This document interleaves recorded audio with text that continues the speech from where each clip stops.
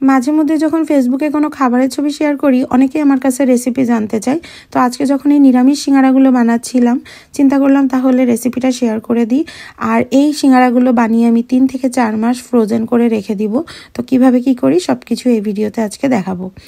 আর আজকে রান্নাটা শুরু করার পরেই হঠাৎ ভিডিও করার কথা মনে হলো, তো ফার্স্টের দিকে আমি একটু মুখে মুখে আপনাদেরকে বলে দিচ্ছি। কড়াইয়ে পরিমাণ মতো তেল দিয়ে তেলটা গরম হলে 5 ফোড়ন, শুকনো ঝাল, তেজপাতা ফোড়ন দিয়ে এর ভেতরে আলুগুলো দিয়ে দিতে হবে। লবণ হলুদ দিয়ে ভালো করে আলুটা ভেজে নিয়ে আমি কিছু মটরশুঁটিও আলুর ভেতরে দিয়ে দিচ্ছি আর সামান্য পরিমাণে জল দিয়ে দিব। দিয়ে এই আলুটাকে ঢেকে সেদ্ধ করতে দিব।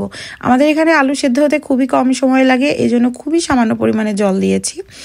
আর আমি নর্মাল আলুর তরকারিতে যতটুকু তেল লাগে তার থেকে একটু পরিমাণে বেশিই তেল দিতে হবে এই সিঙ্গারার আলুর তরকারিতে।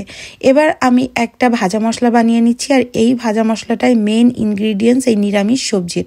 এর ভেতরে আছে হচ্ছে 5 ফোড়ন, জিরা, ধনিয়া আর গোটা গরম মশলা যেটা দারচিনি, এলাচ, লবঙ্গ, শুকনো ঝাল আর তেজপাতা। এগুলোকে শুকনো খোলায় একটু ভেজে নিয়ে তারপর আমি এটাকে গুঁড়ো করে নিব। আর এর ভেতরে যে শুকনো ঝালগুলো আমি দিয়েছি, 3টা শুকনো ঝাল দিয়েছি, এতেই আমি আজকে ঝালটা ইউজ করেছি। এর বেশি কোনো ঝাল আমি এই নিরামিষ আলু তরকারির ভেতরে ইউজ করিনি, যেহেতু আমি একটু ঝালের পরিমাণটা কম দিয়েছি। মশলা করতে করতে এর ভেতরে আলুগুলোও সেদ্ধ হয়ে গিয়েছে আর জলও প্রায় শুকিয়ে আসছে। এই মুহূর্তে আমি ভাজা মশলার গুঁড়োটা দিয়ে দিলাম আর সামান্য পরিমাণে চিনি দিব, ওই 1 চা চামচ মতো চিনি দিয়ে এটাকে নাড়িয়ে চাড়িয়ে হাই হিটে আমি জলটা পুরোপুরি শুকিয়ে নিব। আর এই সিঙ্গারাটা কিন্তু একদমই শুকনো শুকনো করে করতে হবে, জল থাকলে সিঙ্গারাগুলো ভালো হবে না। তো সেইভাবে আপনারা পরিমাণ মেপে জল দিবেন। তো আমার সিঙ্গারা বানানোর প্রথম ধাপ কমপ্লিট, আলুর তরকারিটা রেডি হয়ে গিয়েছে। এবার আমি চুলার জালটা বন্ধ করে এটাকে রেখে দিব আর এদিক থেকে আমি সিঙ্গারার ময়দাটা মেখে নিব। আর আজকে আমি যে পরিমাণে আলুর তরকারি রান্না করেছি এটাতে প্রায় 40 থেকে 45টা সিঙ্গারা বানাতে পারবো। তো যাই হোক, আমি ময়দা নিয়ে নিয়েছি আর ময়দার ভেতরে পরিমাণ মতো লবণ দিয়ে দিলাম আর কিছুটা কালো জিরা দিলাম। আপনারা যদি কেউ কালো জিরাটা স্কিপ করতে চান স্কিপ করতে পারেন। আর এর ভেতরে এবার তেল দিব।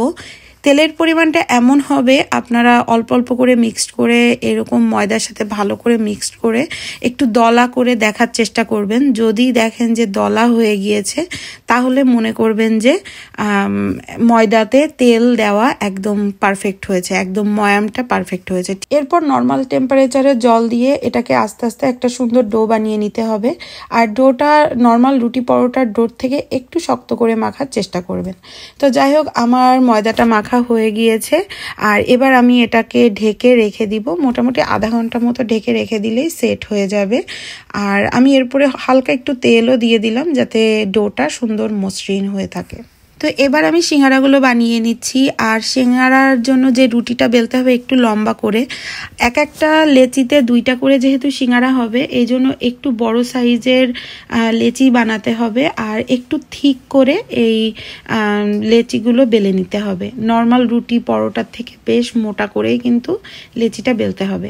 আর দেখতে পাচ্ছেন আমি কিভাবে ভাঁজ দিলাম। আমার সিঙ্গারার ভাঁজটা আজকে খুব একটা ভালো হয়নি, কারণ এত ধৈর্য নাই সুন্দর করে এতগুলো সিঙ্গারা বানিয়ে নিব। তো এই জন্য যেমন তেমন করে বানাচ্ছি, তাও আপনাদের সাথে একটু দেখিয়ে দিচ্ছি। যেহেতু এই সিঙ্গারাগুলো আমি আজকেই ভাজবো না, সব ফ্রোজেন করে রেখে দিব, তো এই জন্য সিঙ্গারাগুলো বানিয়ে একটা প্লেটের উপরে কিছুটা শুকনো গুঁড়ো ময়দা ছিটিয়ে দিয়ে তারপরে সিঙ্গারাগুলো রেখে এইভাবে প্লেট ধরে আমি ডিপ ফ্রিজে 10 মিনিট মতো রেখে দিব সেট হতে। 10 মিনিট পরে বের করলে দেখা যাবে যে একটা সিঙ্গারা আরেকটা সিঙ্গারার গায়ে লেগেও যাচ্ছে না, খুব ভালোভাবে উঠে যাচ্ছে। তারপর আমি একটা এয়ারটাইট কন্টেনারে ভরে এটাকে 3 থেকে 4 মাস মতো সংরক্ষণ করতে পারবো।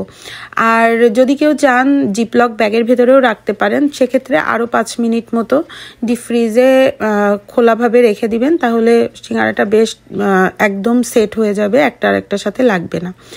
আর আমি পরদিন কিছু সিঙ্গারা ভেজে নিয়েছি, দেখুন একদম পারফেক্ট সিঙ্গারা হয়েছে। তো এই ছিল আজকের রেসিপির ভিডিও, আশা করি ভালো লেগেছে। বাই।